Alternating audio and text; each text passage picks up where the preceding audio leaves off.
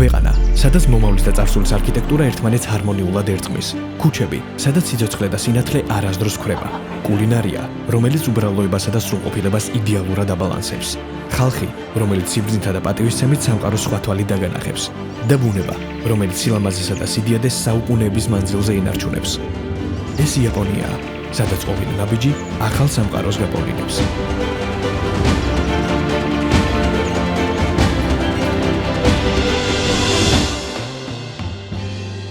ჩამოფრინდით ტოკიოში, გუშინ გვიან ჩამოფრინდით ღამის 12 საათზე. მოვედით სასტუმროში მოქსიში მერიოტის ქსელი არის, დავისვენეთ, დავლაგდით და დღეიდან დილიდან უკვე ვიწყებთ ტოკიოს ქალაქის ტურს. ვნახავთ ყველა ტოპ ადგილს, ვნახავთ შიბუია კროსინგს, ვნახავთ გინზას, ჰაჩიკოს ძეგლს ვნახავთ. ბევრ ისეთ კარგ ადგილს, რომელიც საინტერესო იქნება გადასაღებად და ვესტები ყველაფერი გადავიღოთ, დაპრანჭულად და ესთეტიურად როგორც საქაურობა შეეფერება, ისე შემოგთავაზოთ და გაჩვენოთ. ამისთვის ბევრი არასარაფერი აღარ არის საჭირო. ვნახოთ რა შეუძლია ამ ქალაქს. ტოკიო იაპონიის დედაქალაქი და მსოფლიოს უდიდესი მეგაპოლისია, სადაც მთლიანობაში 37 მილიონამდე ადამიანი ცხოვრობს. მისი ფართობი მარტივად წარმოსადგენა თბილისზე 18-ჯერ დიდია. შესაბამისად, ტოკიოში უამრავი სანახაობაა. ჩვენი პირველი გაჩერება კი ქალაქის ყველაზე ძველი უბანი ასაკუსაა. მთავარი ღირსშესანიშნაობა აქ უძველესი ბუდისტური ტაძარი სენსოჯია, რომელიც მე-7 საუკუნეში აშენდა. ტაძრისკენ მისასვლელი გზა, ნაკამისე დორი, სავსეა ტრადიციული სუვენირებისა და იაპონური საჭმლის ჯიხურებით. ასაკუსას სიმბოლო კი კამინარიმონის ფარანია, რომელიც 4 მეტრზე მაღალია და 700 კილოგრამამდე იწონის. აქ დღემდე შეხვდებით კიმონოებში ჩაცმულ გოგოებსაც. ასაკუსა კიდევ ცნობილია იმით, რომ ძალიან მრავალფეროვანი სტრიტფუდი აქვს და შეგიძლიათ ავთენტური, ძალიან გემრიელი და ძალიან იაფი სტრიტფუდი აქაური ადგილობრივი დააგემოვნოთ. კიდევ ერთი საინტერესო ფაქტი არის, რომ ასაკუსაში დღემდე იყენებენ რიქშებს, ადამიანზე შემდგარი ეტლები, რომლითაც ადამიანებს დაატარებენ. How much? Oh, it depends how many people? Two people. You can choose. We have many costs. Okay, how much this? 10,000, 50,000. In dollar it's how much? 10,000 yen. $8. ახლა კი მოდით ბევრი ლაპარაკის გარეშე აქაურობის კადრებს გაჩვენებთ, იმიტომ რომ ძალიან ლამაზი აქაურობა.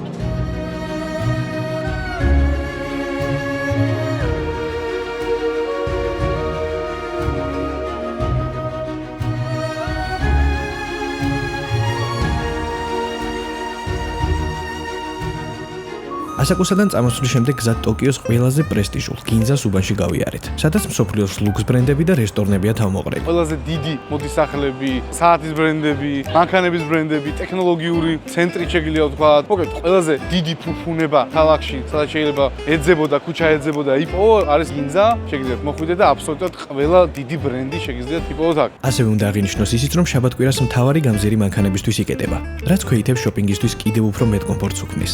ძალიან ლამაზი პრეზენტაციები აქვს ქუჩაში რესტორნების წინ. ეს არის ერთ-ერთი რესტორნის პრეზენტაცია. ისე ლამაზად და კოხტად აქვს გაკეთებული. ეს არის საპორო ლუდი არის, საკმაოდ კარგი ლუდია და მისი ბრენდული რესტორანია. ქართულ რეალობაშიც აი ამის გადმოტანა არც რთულია ჩემი აზრით და ძალიან ეფექტური იქნება. შეხედეთ რა ესთეტიური და რა ლამაზია. გინზას შემდეგ ტოკიოს ყველაზე ცოცხალ უბანში, შიბუიაში გადავინაცვლეთ, სადაც მსოფლიოში ყველაზე ცნობილი გადასასვლელი, შიბუია კროსინგი მდებარეობს.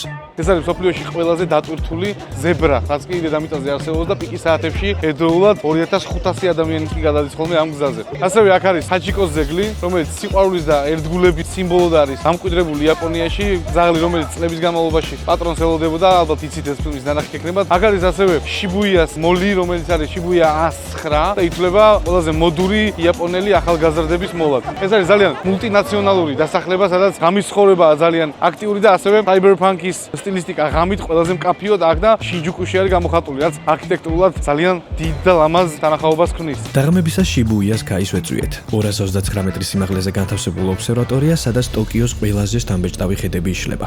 მთავარი ატრაქცია 47 სართულის ღია ტერასა, იგივე Sky Stage-ია.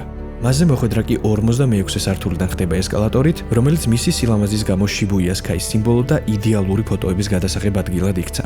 ღამით Sky Stage განსაკუთრებულ ხიბლს სხვადასხვა light show და 360 გრადუსზე გადანათებული ტოკიო მატებს. ხოლო სიმშვიდის მაძიებლებს 46 სართულზე იგივე ხედები ტკბობა დახურული სივრციდან შეუძლიათ.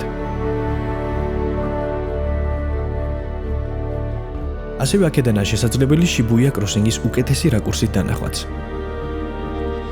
აქვე შეხვდებით ინტერაქციულ ზონებს, კაფეს, მოსასვენებელ სივრცეებსა და სუვენირების მაღაზიასაც. შიბუიას კაი არ ყოფილა ერთადერთი რამ, რაც ამ საღამოს მოვინახულეთ. ღამის საათებში ყველაზე კარგი გადასაღები არის შინჯუკუ. ეს არის ტოკიოს ერთ-ერთი სავიზიტო ბარათი. ეს არის ადგილი, რომელიც თავს გაგზავნილებს ნამდვილ საიბერპანკში. 8-9 საათიდან უკვე ხურდება სიტუაცია, ხოლო პარასკევი, შაბათი აქ წარმოუდგენელი დოზით მიდის დალევა. იაპონელებს ძალიან უყვარს სხვადასხვა დალევა და დიდად რო გითხრა რომ ატანა შეუძლიათ რომ მოგატყუოთ. ძალიან ხშირად მინახავს აქ გამოსულს ღამის პირველ საათზე, 2 საათზე პირდაპირ შავ კოსტუმებით ძის რო არიან გაფენილები უგონო მდგომარეობაში. ბევრი ლაპარაკის გარეშე ჯობია კადრებით ნახოთ რა ხდება აქ. შინჯუკუ ტოკიოს ერთ-ერთი ყველაზე ხმაურიანი უბანია. დღისით ის ბიზნეს ცენტრია, თუმცა ღამით ქუჩები ნეონებით ინთება, რაც შინჯუკუს გასართობ უბნად აქცევს. საიბერპანკ სტილის მოყვარულთათვის კი აქაურობა ნამდვილი სამოთხე ხდება. ყველაზე ცნობილი სანახაობა შინჯუკუში ჰოლოგრამული 3D კატაა, რომელიც თავიდან მხოლოდ ეკრანის შესაძლებლობების საჩვენებლად შეიქმნა, მაგრამ მისი პოპულარობის გამო უბნის სიმბოლოდ მალევე იქცა. შინჯუკუს კიდევ ერთი სახასიათო სიმბოლოა გოძილა, იაპონური კინოს ლეგენდარული მონსტრი. ტოჰო სინემას შენობაზე მდგარი უზარმაზარი გოძილა პერიოდულად გამოსცემს მის ცნობილ ხმას და პირიდან ცეცხლსაც კი აფრქვევს. დაუსრულებელი ფერადი მანათობელი ნეონები, ხმაური სავსე ქუჩები და უნიკალური სანახაობები შინჯუკუს უბანს ტოკიოს იმ სიმბოლოდ აქცევს, რომელიც აუცილებლად უნდა მოინახულო. როგორც ტოკიო თაუერი. თავდაპირველად ტელერადიო მაუწყებლობისთვის შექმნილი ანტენა დღეს ტურისტებისთვის ერთ-ერთი მთავარი სანახაობაა. ტოკიო თაუერი 1958 წელს აშენდა და დიზაინით პარიზის ეიფელის კოშკს მოგვაგონებს. თუმცა ოდნავ მაღალია, 333 მეტრი. კოშკის ქვედა სართულებში სავაჭრო ზონა, რესტორნები და გასართობის სივრცეებია, ხოლო ზედა სართულებში 2 ობსერვატორიაა, 150 და 250 მეტრზე, საიდანაც დღისით ფუჯის მთასაც კი დაინახავთ.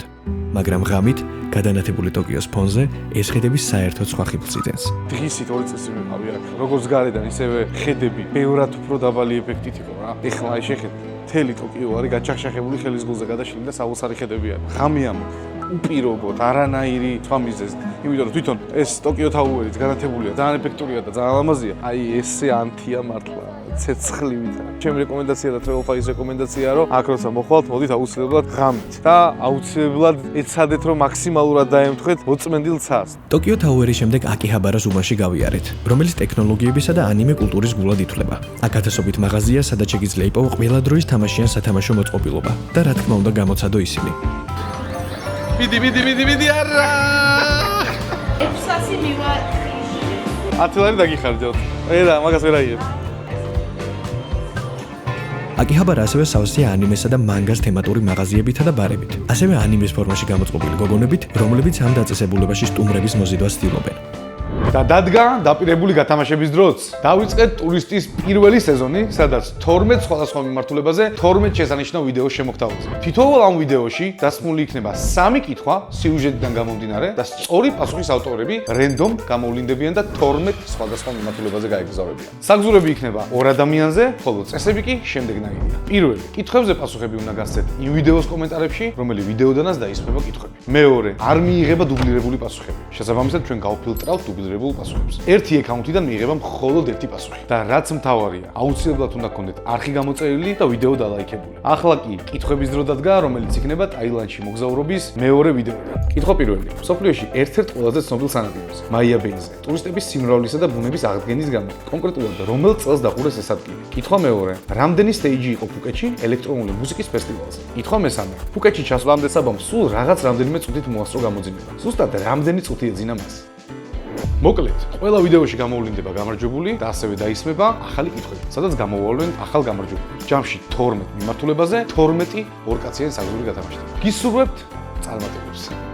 ტოკიოში ყოფნის მომდევნო დღე ვაგიუს რესტორანში ვიზიტით დავიწყეთ. მოკლედ მოვედით ტრადიციულ იაპონურ რესტორანში, სადაც სტეიკი ვაგიუ უნდა დავაგემოვნოთ. საუკეთესო სტეიკის ნაჭერი იაპონური, რომელიც აი ასე გამოიყურება. ეს არის ხორცი და ქონი ფენა, ანუ ესეთი სტეიკის ნაჭერი რომ მიიღო საქონელს განსაკუთრებულ პირობებში ზრდიან, განსაკუთრებული წესებით. ვაგიუ იაპონურად იაპონურ ძროხას ნიშნავს. ვაგიუს უნიკალურობას ქმნის მისი სტრუქტურა, ცხიმისწვრილი ფენები, რომლებიც ხორცში თანაბრად არის გადანაწილებული. ვაგიუს ძროხებს მკაცრი დიეტითა და განსაკუთრებული პირობებით ზრდიან. ზოგიერთ რეგიონში ლუდსაც კი ასმევენ და მუსიკასაც ასმენინებენ ნაკლებ სტრესში სამყოფელად. მომხმარებლამდე მისასვლელად ვაგიუს ხორცი რამდენიმე ეტაპიან მკაცრ კონტროლსა და სერტიფიცირებას გადის. საბოლოოდ კი იაპონური კულინარიის ერთ-ერთ ყველაზე სასურველ გამოცდილებად იქცევა. რომელიც რეალურად გასტრონომში თბილისში 500 ლარიღის რესტორნებში შეიძლება სხვადასხვა შეყდეს $1000-აც არის რესტორნები, სადაც ბევრად მეტი წრის. თუმცა, იაპონიაში ვარ და აქედან მარაგდება მთელი დედამიწა ვაგიუს ნაჭრებიდან დავაგემოვნოთ აქაური ვაგიუს სტეიკი, რომელიც ჯამში სულ $20 დაგვიჯდა. სავარაუდოდ. შევწვი ისე როგორც საჭიროა, მაგრამ რა გამომივიდა გავიგე.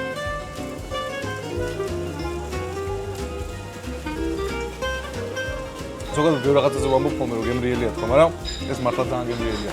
კომპლიმენტი მინდა ვთქვა, კახური მწვადს. აი ქონიანი მწვადი რო არის დაახლოებით ესეთი გემოა, ხო? თუ ეს ბევრად მაღალი ხარისხისა. ქონი და ხორცი ფენა რო არის, ძალიან მრავალფეროვანი გემოა ამ ხორცს რა და მაგიტყვა ალბათ ესეთი ძვირი სიამოვნება ეს სტეიკი, ნუ გასაზრდელად ძალიან რთულია ამ ხორცის გამოყვანა და ნუ გემოზე ძალიან გემრიელია რა, ძალიან კაია. საღამოს დაიკოკუს პარკინგზე მოხვედრა გადავწყვიტეთ, რომელიც იაპონური JDM კულტურის მანქანების თავშეყრის ადგილია. თავდაპირველად ის სატვირთო მანქანების ძღოლების დასვენებისთვის შეიქმნა, მაგრამ წლების განმავლობაში იაპონური ავტოკულტურის სიმბოლურ ადგილად იქცა. დაიკოკუ განსაკუთრებით ლამაზია ღამით, როდესაც პარკინგზე იკრიბებიან იშვიათი, ნეონებით გადანათებული დატუნინგებული ავტომობილები და მოტოციკლეტებიც კი. აქ სანახაობით ტბობის გარდა ავტომობილების მფლობელებისგან გამოცდილების გაზიარება შეგიძლიათ. დაიკოკუნდა მისასვლელად ტური დავჯავშნეთ, რითიც შესაძლებელია იაპონური დატუნინგებული მანქანით პარკინგზე მოხვედრა.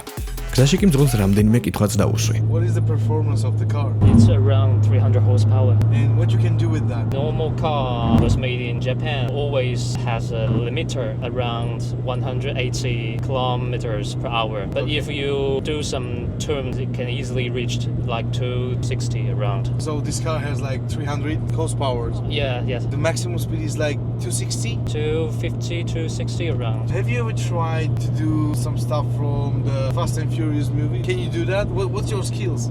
What do you like? Today, all we can do, I think, driving as fast as we can. After we leave the Daikoku parking. მოგეთ ჩვენ ახლა ვართ ზუსტად იმ პარკინგზე, სადაც ფორსაჟი არის გადაღებული, ტოკიო დრიფტი და ის მანქანები. ღემზე არის შემონახული, ღამე შემოდიან აპარკინგებელ მანქანებზე და შემდეგ უკვე მიდის დრიფტი, გაზაობა და ყველაფერი ის, რაც ფილმში არის ნაჩვენები. თუმცა, აღსანიშნავია, რომ ეს ყველაფერი არის შესაძლებელი მხოლოდ იმ შემთხვევაში, თუ ყავს მანქანა. მანქანის გარეშე ამ პარკინგზე ვერ შემოხვალ, ფეხით ვერ შემოხვალ და აუცილებელია, რომ თუნდაც ტაქსით შემოხვიდე ამ პარკინგზე. ექსკურსიები 150-200 ევრო დაიწყება. დაახლოებით ესეთი სხვადასხვა კლასის მანქანებით ისოს მძღოლი, დაახლოებით 3-4 საათის განმავლობაში სხვადასხვა ლოკაციას გადახევს და ადგილზე საათი-საათნახევრის განმავლობაში შერდეთ. თუმცა, ფიქრობ, რომ თუ რაიმე გზას ნახავთ, რომ თქვენ თვითონ იშოვოთ მანქანა და ღამის 11-12 საათზე შემოხვიდეთ, ეგ იქნება ყველაზე ოპტიმალური ვარიანტი, რადგან ტანტური ტურით ახლა ამ წელს ჩვენ ვართ მოსული 8 ნახევარია და 8 ნახევარზე ჯერ ეხლა იწყებენ ის კარგი და საკულტო იაპონური მანქანები მოსვლას, რომლებიც რეალურად თავს იწონებენ აი ამ პარკინგზე და ეხლა ჯერჯერობით არც ხალხი არ არის ბევრი და არც მანქანები. ამიტომ რეკომენდაცია იქნება, რომ ტური არ აიღოთ, ან თუ აიღებთ, აიღეთ სწორი დროით, რაც შეიძლება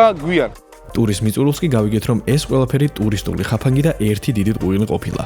და ტოკიო დრიფტი ამ ადგილზე არც არასდროს გადაუყიათ. და ამასობაში ძალიან საინტერესო რაღაც დაგვემართა რა. ორი რეზერვაცია ქონდა ორ ადამიანზე. აგერ 2. ჩემი რეზერვაცია გაუქმებულია. ანუ აქამდე მოგვიყვანა აშკარად ზღობა, გველოდება კიდევაც რა, იქ არის. შემოგვიყვანა შიგნით. მათი რეზერვაცია არ არის გაუქმებული. და ისინი არ შემოიყვანან ზღობა და მანქანა გარეთ დატოვა. და საბოლოო ჯამში ვერ ვიგებთ, აქედან მივდივართ, ვერ მივდივართ. ძალიან დიდი გარემკითხაობაა, მაგრამ კარჩი აქ არ დავჩებით და როგორც ვიდი, რაღაცას ვიზავთ. ყველა იაპონელი კაი ტიპი არ არის, როგორც აღმოჩნდა რა. განსხვავებით ჩვენი მძღოლისა, რომელმაც სიტყვა შეასრულა და პარკინგიდან წამოსვლის შემდეგ შეძლებს და გვარად სწრაფად გვატარა.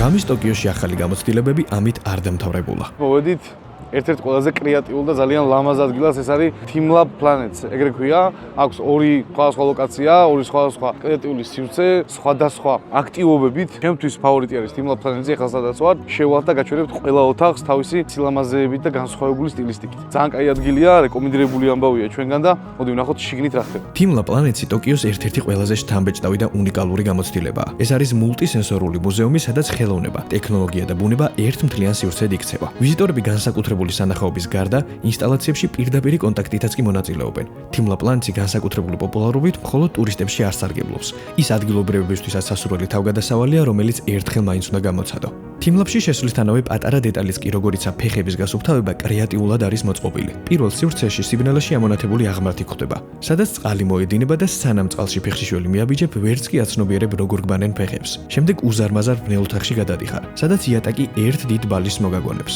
აქაც ერთობი, მაგრამ თან შრები. ამის შემდეგ კი იწყება სანახაობა, რომელიც არასდროს დაგავიწყდება.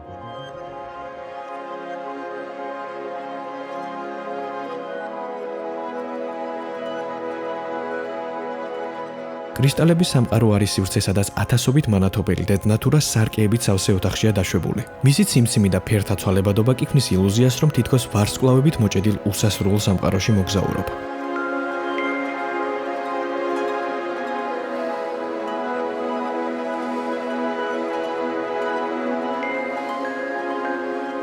მომდევნო სივრცეში გადასვლისას კი შეაბიჯებ წყლით დაფარულ ოთახში, სადაც მანათობელი ჰოლოგრამული თევზები, ოთახის გარშემო არსებული სარკეები და გაუჩერებელი ფერადი ტალღები უსასრულო ოკეანის მაგვარ სივრცეს ქმნიან.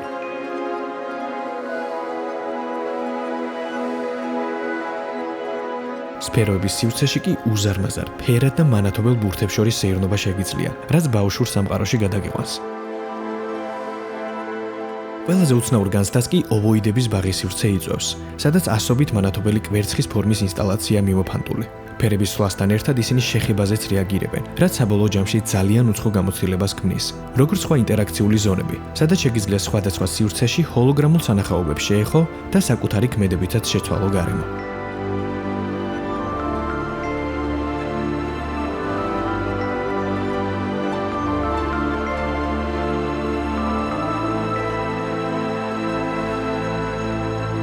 და ბოლოს, ყვავილების ბაღი არის სივრცე, სადაც მაღლიდან დაშვებული ასობით ცოცხალი ორქიდეა შენს შეხებაზე რეაგირებს.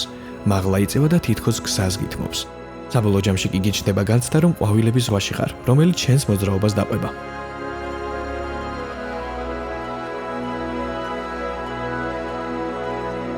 რამდენი რამის მოფიქრება შეიძლება და რამდენი რამის გადმოტანა შეიძლება საქართველოში იმისათვის, რომ ტურისტები კიდევ უფრო დიდი რაოდენობით და დიდი დოზით მოვიზიდოთ. ხარისხიანი, კარგი ტიპები, რომელიც ჩამოვლენ და ხუსას დახარჯავენ, გაერთობიან და ბევრი კარგი წუსაც და წამსაც წაიღებენ ჩვენი ქვეყნიდან. მოგზაურობა არის წაკითხული წიგნი. ოღონდ შენი თვალებით ნანახი. დღეს აი ამ წუთას ნანახი. თuliო ეს არის საუკეთესო ინვესტიცია საკუთარ თავში. როდესაც ბევრ სიახლეს, ბევრ ინფორმაციას, ბევრ ძალიან მაგარ გამოცდილებას აგროვებ და ხორებას მართლა სულ ფასოვნად შეიგრძნობ რა. სანახაობებით სავსე დღის ბოლოს გართობა რუპტობარ სელავიში გადავწყვეტეთ. მის პოპულარობას ამ ერთი კადრისას მიხვდებით, სადაც ბარში მოხვედრის ბრძოლველთა რიგს ხედავთ. სელავი 45 სართულზე ყოფნის გარდა, მისი განსაკუთრებული ინტერიერითაც იქცევს ყურადღებას. ის პოპულარულია როგორც ტურისტებში, ასევე ადგილობრივებში, რომლებსაც ღამის ქალაქის ხედზე კარგი გართობა სურთ. კიდევ ერთხელ დაღამდა ტოკიოში და მე როგორც გავუმაზღარ გურმანს, სელავის მერეც იაპონიაში რამენი, სუში, გიოზა და კიდევ ძალიან ბევრი რამის გარეშე დაძინება ძალიან მიჭირს. იმიტომ რომ ვიცი რომ აქ შემიძლია საუკეთესო რამენი მივირთვა, საუკეთესო სუში, საუკეთესო გიოზა, საუკეთესო ბოულები და ასე შემდეგ. ამიტომ კიდევ ერთ ძალიან ლამაზ ადგილს მოვაკითხე. ეს არის შიბუიაზე ერთ-ერთი რესტორანი, რომელიც მრავალთაგანია, რომელიც აი ამ ქუჩაზე უხვად არის. მოდი ერთად შევუკვეთოთ ახლა და ვნახოთ რის მერე დავიძინო. სანამ შიგნით შეხვალ, აი ესეთი აპარატია, შევუკვეთავ და მერე შიგნით შეხვალ და დასხდები და ნუ მიირთმევ რა მოკლედ. ძალიან მარტივია. მოდი ერთად შევუკვეთოთ. ავირჩიოთ ინგლისური. ჩვენ გვინდა ახლა კიმჩი რამენი, სეტი არის კიმჩი რამენი, შემწვარი ბრინჯი, გიოზა, ლუდი. დავაი. ტოპინგებში მოდი დავამატოთ კვერცხი, დავამატოთ ხახვი, დავამატოთ კიმჩი და დავამატოთ დამატებით ორი ცალი ხორცი. და ნომერი 2. იმან არის ვარგა. არის ვარგა რა, ნუ ჩვენ ჩავთვალეთ ვარ ვარგო. გამოვეთ აი აქ. და ლამაზი პრეზენტაციებია რა. იქ იმიტომ არ შევედით რომ არისო კონკურსო რამენი, ეს არის ჩემთვის რამენების მეფე. ყველაზე კარგი აი შეგენე. აი აქ არის. აქედან გამომდინარე ჩვენ აქ შევალთ და გავსინჯავთ. მოკლედ აქედან შევუკვეთეთ რაღაცეები, საბოლოო ჯამში არ შევუკვეთე, ესე გაძლევს ჩეკებად. ეს ჩეკები შემდეგ მიგავს.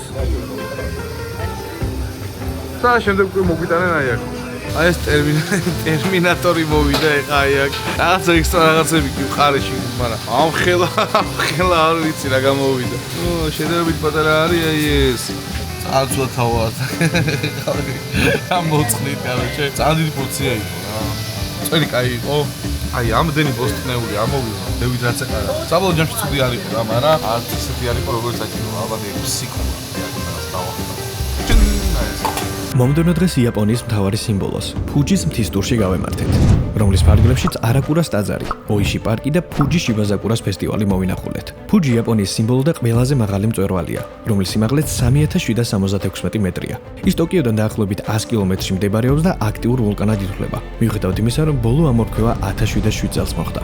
ფუჯი იაპონელებისთვის განსაკუთრებული მნიშვნელობის ადგილია, როგორც სულიერი სიმბოლო, ასევე ტურისტული ცენტრი. მისი დანახვა კარგი ამინდის პირობებში ტოკიოდანაც კი შეიძლება. თუმცა საუკეთესო ხედი არაკურას ტაძრიდან იშლება, რომელიც ჩვენი ტურის პირველი ლოკაციაა. რომელზე ასასვლელადაც 400 კიბე უნდა აიარა. აი ჩემი ქოშინი გესმით ახლა სავარაუდოდ და არ ვიცი, რაღაც შუას გავწდი. აქაურობა 13 საუკუნის წინ ააშენეს და ცნობილია თავისი ხედით ფუჯის მთაზე. და აი ეს შენობა, რომელიც 100 წლის წინ არის აშენებული, თავისუფლების და სიმშვიდის სიმბოლოდ დადგეს, რადგან აი აქ ძალიან ბევრი დამპყრობელი მოდიოდა, ბაზა ჰქონდათ აქ, შემდეგ გადიოდნენ მთაზე, ბევრი დამპყრობების და ბევრი ომების შემდეგ, როცა აქ სიმშვიდემ დაისადგურა, ააშენეს ეს შენობა და შვიდობის სიმბოლოდ აქციეს. აქაურობა ყველაზე ლამაზი არის საკურას დროს, როდესაც ეს ფოთლები ვარდისფერია და საუცხოო ხედი იშლება აი აქედან. შემდეგი სპოტი გვაქვს გაჩერება ოიშის პარკი, სადაც ძალიან ლამაზი ხედები არის, ასევე ფუჯის მთაზე. მრავალი სხვადასხვა ფერადი ყვავილები, ტბა, საიდანაც გადასაღების სპოტი არის კიდევ ერთი ძალიან ლამაზი. იძლევა იმის საშუალებას, რომ თან გაჩერდე, ამაზე ძალიან გემრიელი, ნაყინი გასინჯო, გამაგრებელი სასმელები ცოტა. წაიღემსო და გააგრძელო გზა სხვა ლოკაციისკენ. ეს არის ერთგვარი გასაჩერებელი ადგილი, გზად, აი რიკოტის მაგვარი, მაგრამ ძალიან ლამაზი ფუჯის ხედი. თუ მკითხავთ, რომელია საუკეთესო ლოკაცია ფუჯის მთის დასანახად, ეს არის აი აქ, ფუჯიშიბა საკურა ფესტივალი. მუდმივად საკურა, ფერადი მინდვრები, ულამაზესი გარემო, კრეატიული სივრცეები და აი ეს.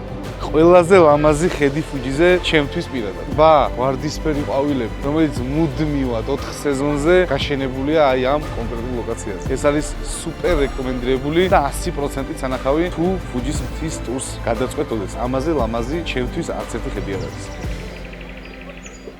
ტოკიოში ყოფნის ბოლო ღამეს კი შიბუიას უბანში მდებარე ღამის კლუბ ჩარჩში გართობა გადავწყვიტეთ, რომელიც მთლიანად ეკლესიის სტილშია მოწყობილი. გარდა ინტერიერის მსგავსებისა, აქ შეხვდებით მონაზონის ფორმაში გამოწყობილ ბარისტებს და დიჯეის, რომელიც იმიტირებულ საკურთხეველთან დგას. მოკლედ, ეს არის ადგილი, სადაც ნამდვილად ასამახსოვრებელ დროს გაატარებთ.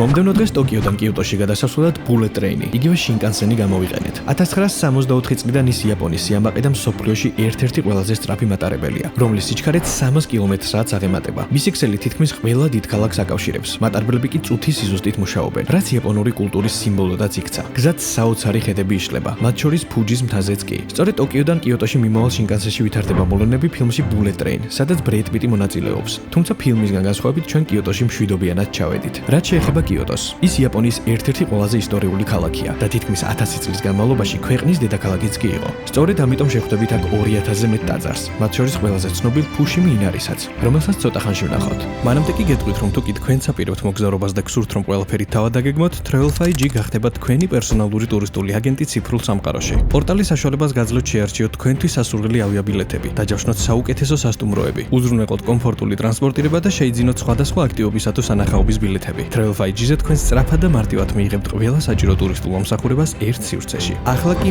ლეგენდარულ დრამებს მივაკითხავთ, რომელიც მაშინ გავსინჯეთ. პირველად როცა ვიყავი კიოტოში, ძალიან ბევრი ვეძები და ერთი კარგი ისტორიაც მაქვს ამასთან დაკავშირებით, რომ დაბლა საერთოდ სხვა რესტორნის დაეულს კითხე, ეს რესტორანი სად არის, იმიტომ რომ 1000 სართულზე არის ეს მოლში და ძებნა ჭირდება რა მარტივად მოსაგნები არ არის. გათიშა, გაზი, გააჩერა ყველაფერი რაც საკეთებ და გამოვიდა მოიხსნა წინ საფარი, მატარა. ერთი 10 წუთი ავმიყვანა 1000 სართულზე. თავი დამიკრა, მადლობა გადამიხადა წავი. ამით იმის თქმა მინდა, რომ ძალიან კარგი ხალხია იაპონელები და ჩვენთვის ერთ-ერთი საუკეთესო ნაცია დედამიწაზე ვინც კი არსებობს. ეგ ერთი და მეორე, მოდი გავსინჯოთ ჩვენი კონკურსო რამე, რომელიც არის რამენების ღმერთი. ზუსტად ესეთი როგორც უნდა იყოს. ჯერ როგორი ესთეტიურია აი ამას შეხედე. რა ლამაზია, რანაირად არის გაწყობილი. როგორი ესთეტიკა არის, რა მაგის აღმძვრელია. გემრიელესი. სხვადასხვა გოსტნეული გაფორმებული 2500 იენი ეს $15-20. სოიო სოუსში დავარგებული კვერცხი, ქათამი, ლაფშა, ეს არ ვიცი არის.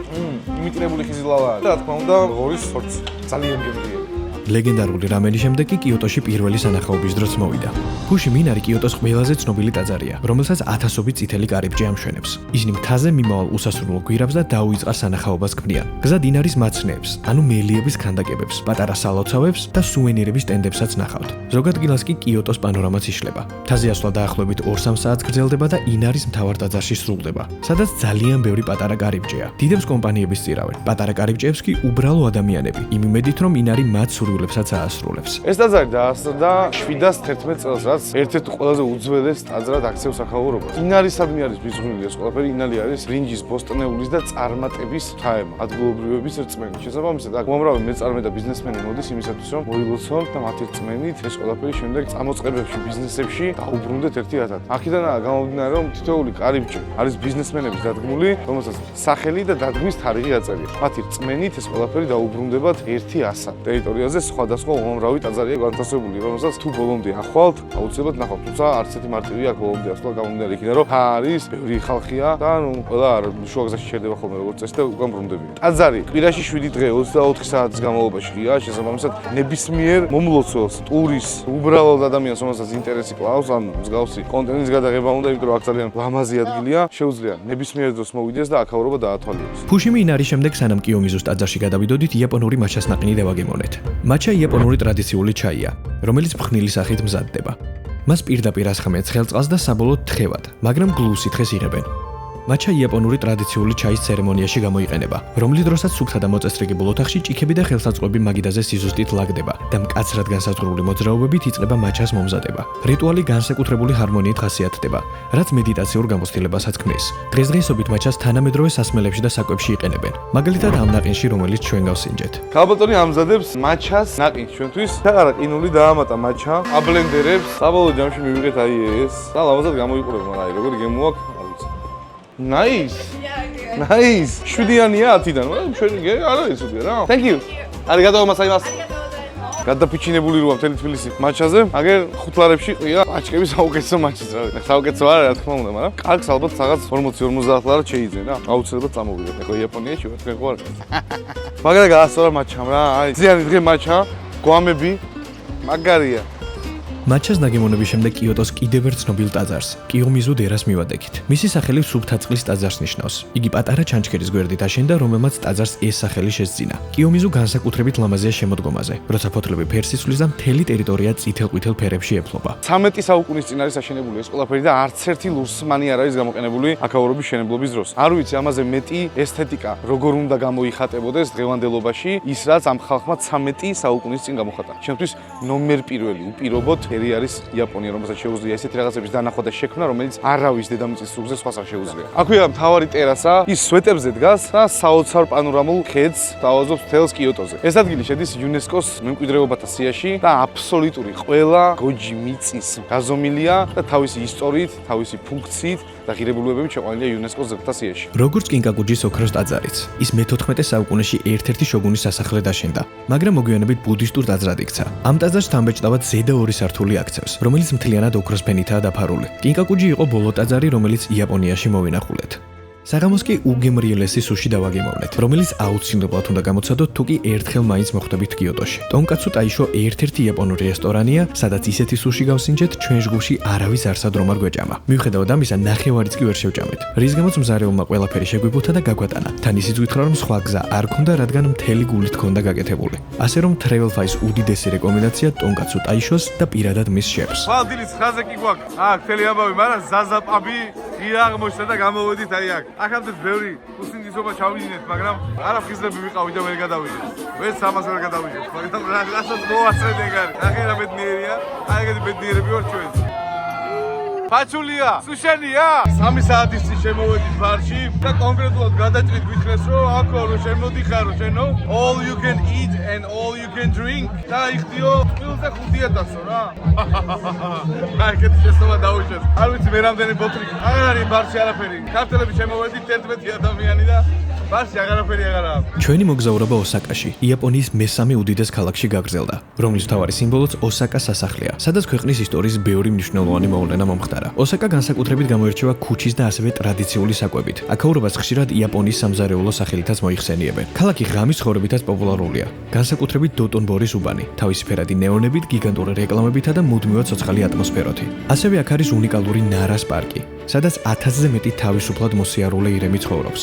ისინი ტრადიციულად ღმერთების მაცნეებად ითვლებოდნენ. დღესდღეობით კი ნარა სიმბოლოებად არიან ქსეულები. აქ მათი ნახვა, მოფერება და სპეციალური საკვებით გამოყვება პარკის ნებისმიერ მიდამოში შეგიძლიათ. რაც იაპონიაში მოგზაურობის ერთ-ერთ საუკეთესო გამოცდილებას გაძლევთ. როგორც Universal Studio. იაპონიის ტურს ვერ დავამთავრებთ და ვერ დავასრულებთ ვერანაირად Universal Studios გარეშე. ჩემს უკან არის ნამდვილი ჰოგვარტსის სასახლე, ნამდვილი. ჩემი აზრით საუკეთესო ატრაქციონია აი ამ კონკრეტულ პარკში და ზოგადად ნებისმიერ Universal Studios პარკში. ზოგადად ორის თვით რომ გითხრათ Universal Studio არის პროსების Disneyland-ი, რომელიც ამერიკაში, ჩინეთში, იაპონიაში, სინგაპურში არის. მეტი მე არ მახსენებთ. აუცილებლად მას ანახულებელი ადგილია თუ ოსაკაში მოხდებით და თავისუფალი დრო გექნებათ, იმიტომ რომ იწვევთ დადებითი ემოციები და ძალიან კაი გამოცდილებაა და დანარჩენს უკვე კადრებში განახეთ და თქვენ თუნმე შეხედავთ რა და როგორ შეგიძლიათ აგააკეთოთ. Universal Studio პარკი ოსაკაში 2001 წელს გაიხსნა და დღემდე მილიონობით ტურისტს იზიდავს. ის ერთგვარი სამეფოა, სადაც ფილმებისა და თამაშების სამყაროში მოხვედრა შეგიძლიათ. ყველაზე პოპულარული ნაწილი ჰარი პოტერის სამყაროა, სადაც ჰოგვორტსის ციხე რეალურადაა გადმოტანილი. აქ შეგიძლიათ ისეირნოთ ჰოქსმიდის ქუჩებში, შეიაროთ თქვენთვის ნაცნობ მაღაზიებში, გასინჯოთ ცნობილი ბათერბიარი და გამოცადოთ მაგიური ატრაქციონები. ასევე აქ არის Super Nintendo World, სადაც მარიოს სამყაროში მოგზაურობა შეგიძლიათ. გარდა გარემოთი თკბობისა, სპეციალური სამაჯურებით მინიკვესტების შესრულება და მონეტების შეგროვება შეგიძლიათ, რაც გაგრძნობინებთ, რომ თითქოს თამაში ხართ მოხვედრილი. ასევე აქ არის მინიონების სივრცე, რომელიც ბავშვებს განსაკუთრებულად უყვართ. აქ შეგიძლიათ შეხვდეთ უზარმაზარ მინიონებს, დაათვალიეროთ ცნობილი სახლი მულტფილმიდან და რა თქმა უნდა გამოცადოთ მინიონების ატრაქციონები. Universal Studio-ში შეხვდებით იურიულ პარკსაც, რომელიც სავსეა ადრენალინით. აქ გელოდება წყლის ატრაქციონები, სადაც მოულოდნელად გაჩენილი უზარმაზარი დინოზავრები თავს ნამდვილ ჯუნგლებში გაგრძნობინებთ.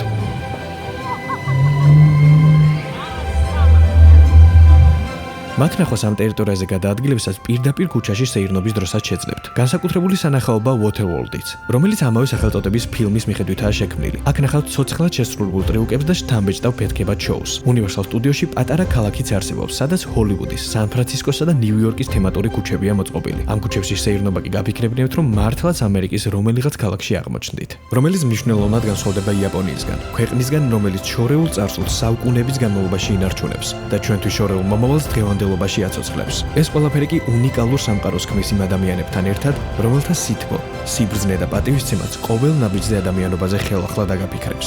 იაპონიის უდიდესი ქალაქები და დიადი ბუნება ყოველთვის ტოვებს განცდას, რომ მას სრულად ვერასდროს ამოიცნობ და სწორედ ეს აქცევს მას განსაკუთრებულ ადგილად, რომელიც აუცილებლად უნდა მოინახულო. და თუ გსურთ რომ აღმოაჩინოთ უფრო მეტი და საინტერესო ადგილი ტურისტთან ერთად, გამოიწერეთ Travelfy-ის არხი და დაელოდეთ მომდევნო ლოკაციას.